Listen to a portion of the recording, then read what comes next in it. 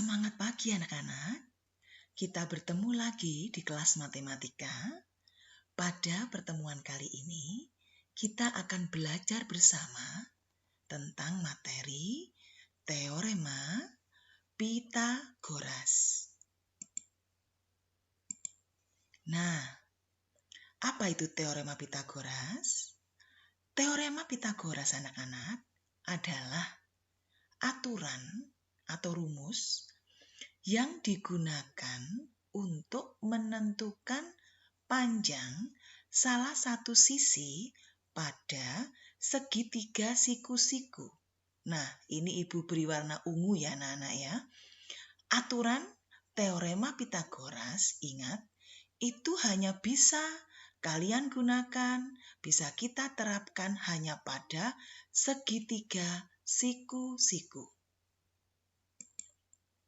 Perhatikan dulu, ini adalah gambar dari segitiga siku-siku. Ini sudut siku-sikunya, yaitu sudut 90 derajat yang dibentuk oleh dua sisi ini. Nah, perhatikan dulu anak-anak. Di depannya sudut siku-siku 90 derajat. Nah, ini ya. Ini ada sisi. Kalian harus cermati, ini namanya sisi miring, ya, sisi miring. Ibu ulang, pada segitiga siku-siku, kalian cek sudut siku-sikunya terletak di bagian mana. Nah, misalnya di sini.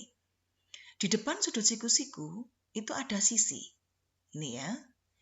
Ini disebut dengan sisi miring. Oke. Kemudian dua sisi yang lain yaitu sisi ini dan sisi ini adalah dua sisi yang membentuk sudut siku-siku. Sehingga kedua sisi ini disebut dengan sisi siku-siku, ya, karena dua sisi ini membentuk sudut siku-siku. Paham ya? Pengertian ini kalian harus pahami. Nah, sisi miring itu juga bisa disebut hipotenusa. Oke? Kemudian, segitiga siku-siku itu posisinya bisa bermacam-macam ya. Bisa sudut siku-sikunya ada di bawah kiri, bisa seperti ini, ada di pojok kanan atas, tapi pengertian sisi miring atau letak sisi miring itu ingat, selalu ada di depan atau menghadap sudut siku-siku.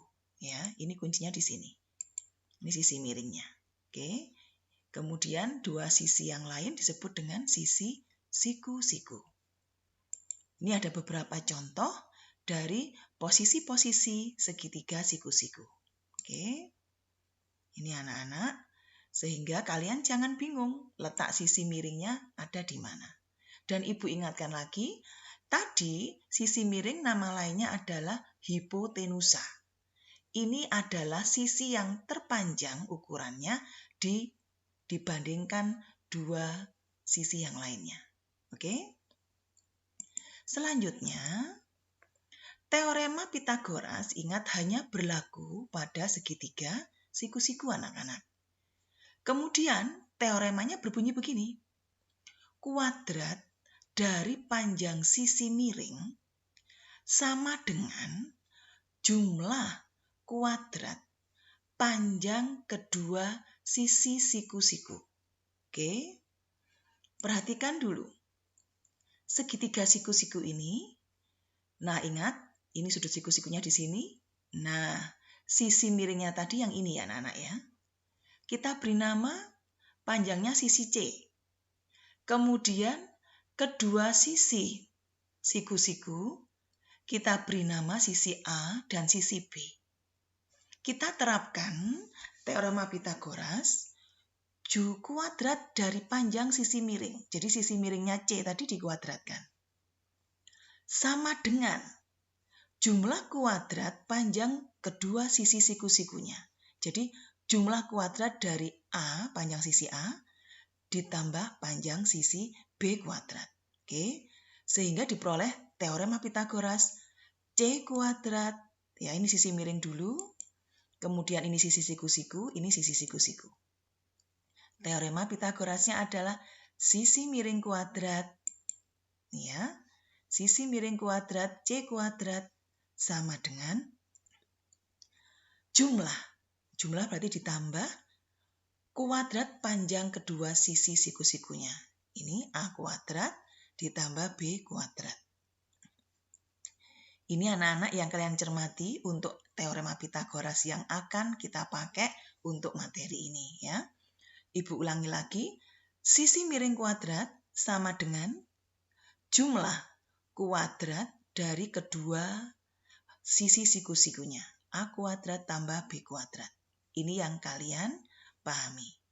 Nah, bentuk ini boleh juga kita balik posisinya, ya, menjadi nih. Jadi kita melihatnya dari ruas kanan. A kuadrat ditambah B kuadrat sama dengan C kuadrat. Oke. Nah, nanti untuk yang teorema Pitagoras kiri ini kita akan gunakan untuk mencari panjangnya sisi miring. C, ya, sisi miring. Sedangkan jika kita menggunakan aturan yang kebalikannya, yang A kuadrat tambah B kuadrat sama dengan C kuadrat, ini akan kita gunakan pada saat kalian mencari panjang sisi siku-siku. Oke? Selanjutnya anak-anak, kegunaan dari teorema Pitagoras itu banyak sekali. Kita gunakan dalam matematika geometri, ya. Jadi yang pertama kita bisa menentukan panjang salah satu sisi pada segitiga siku-siku.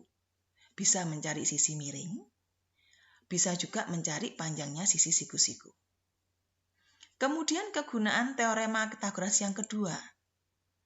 Kita bisa menentukan jenis segitiga jika ukuran panjang ketiga sisinya diketahui. Jadi kita bisa menentukan tanpa menggambar, ya anak-anak, ya. Segitiga itu termasuk jenis segitiga siku-siku kah, segitiga lancip kah, atau segitiga tumpul kah. Oke. Selanjutnya, kegunaan teorema Pitagoras yang ketiga, jika kita diberi kelompok yang terdiri dari 3 bilangan, kita bisa selidiki atau kita bisa uji ketiga bilangan itu termasuk triple Pitagoras atau tidak. Nah, untuk jenis segitiga dan triple Pitagoras nanti akan kita pelajari di video yang lain. Oke. Selanjutnya, kegunaan yang keempat, masih bidang geometri, ya anak-anak, ya. Kita bisa menentukan panjang diagonal bidang dan panjang diagonal ruang pada bangun ruang kubus atau balok. Oke. Selanjutnya, kegunaan yang kelima, kita bisa menentukan panjang diagonal atau panjang sisi pada bangun datar. Bangun datar itu bisa persegi, persegi panjang, trapesium, layang-layang, belah ketupat, segi N, dan banyak, ya. Oke. Selanjutnya yang keenam, kita bisa menggunakan teorema Pitagoras untuk menyelesaikan permasalahan keseharian. Oke ya anak-anak, ya. Dan masih banyak lagi kegunaan dari teorema Pitagoras. Selanjutnya anak-anak, kita akan mempelajari contoh penggunaan teorema Pitagoras untuk menentukan panjang salah satu sisi pada segitiga siku-siku. Nah, yang pertama, kita akan menentukan panjangnya sisi miring dulu pada segitiga siku-siku. Perhatikan dulu, ini ibu mempunyai segitiga siku-siku. Nah, di depannya sudut siku-siku kita beri nama sisi C, ini sisi miring, ya. Nanti ini yang akan ditanyakan panjangnya berapa, ya. Nah, panjang sisi siku-sikunya diketahui anak-anak. Yang panjangnya A itu 12 cm. Kemudian panjang sisi siku-siku B yaitu 16 cm. Nah, yang ditanyakan adalah ini. Panjangnya sisi miring C ini berapa? Oke. Kita gunakan aturan atau teorema Pitagoras. Yang pertama, tulis dulu aturan teorema Pitagorasnya, anak-anak. Ini ya. Sisi miring kuadrat sama dengan jumlah kuadrat sisi siku-siku. Ini kalian tulis dulu. Oke, selanjutnya datanya, ukuran ini kalian gantikan. Jadi C kuadrat, A-nya diganti 12, B-nya diganti 16. Oke, selanjutnya kita hitung. 12 kuadrat itu adalah 144, 16 kuadrat adalah 256. Selanjutnya, 144 dijumlah atau ditambah dengan 256 hasilnya 400. Nah, ingat sampai langkah di sini kalian akan mencari panjangnya C. Di sini C kuadrat kalian ubah menjadi C sama dengan akar 400. Jadi perhatikan dari langkah C kuadrat sama dengan 400, untuk mencari C-nya, kuadratnya hilang anak-anak, kemudian di ruas kanan menjadi akar dari 400. Paham ya? Selanjutnya, akar 400 adalah 20. Oke, satuannya menyesuaikan dengan satuan pada gambar semula. Oke, jadi panjang sisi miring C kita ketemukan yaitu 20 cm. Oke ya, paham ya anak-anak ya? Contoh yang kedua anak-anak. Contoh yang kedua, tentukan panjang sisi siku-siku pada segitiga berikut. Nah, nanti selanjutnya pada soal-soal latihan kalian, ini tidak akan disebutkan anak-anak. Kalian mau mencari sisi miring kah? Atau mencari panjang sisi siku-siku kah? Tidak diketahui di soal. Jadi kalian harus menentukan dulu posisinya sisi miring di mana dan sisi siku di mana, gitu ya. Baik, kita lanjutkan. Ini adalah segitiga siku-siku, sudut siku-sikunya ada di bagian atas anak-anak. Nah, Ibu buat penamaan untuk segitiga siku-siku ini di ketiga titik pojoknya, ya. Ini sudut A, kemudian ini sudut B, kemudian sudut yang di siku-siku ini sudut C. Nah, segitiga yang diketahui ini namanya segitiga ABC. Oke. Kalau diketahui panjang ketiga sudutnya menggunakan aturan huruf kapital besar. Oke. Nah, selanjutnya ini ya, di depan sudut A, ya ini ya anak-anak ya, ini di depan sudut A, ada sisi. Ini namanya sisi A kecil. Jadi sisi A kecil itu posisinya ada di hadapan atau di depan sudut A. Oke. Ini nanti akan ditanyakan. Nah, ini kan sisi siku-siku anak-anak. Oke. Selanjutnya, di depannya sudut B, ini namanya sisi B. Ini diketahui panjangnya 12 cm. Selanjutnya, tinggal sisi ini. Ini namanya sisi miring ya, karena di depan sudut siku-siku C. Kita juga bisa menyebutkan sisi C kecil yaitu 13 cm. Nah, sebelum ke pembahasan, Ibu tekankan, untuk penamaan segitiga siku-siku anak-anak, penamaan sisinya bisa menggunakan dua cara. Menggunakan titik sudut, bisa juga menggunakan sisi langsung ya. Untuk titik sudut, ini ya, sisi ini, yang perhatikan kan sisi miring. Sisi miring ini kalau kita menggunakan satu huruf, kita beri nama sisi C. Karena di depan sudut C. Menggunakan huruf kecil.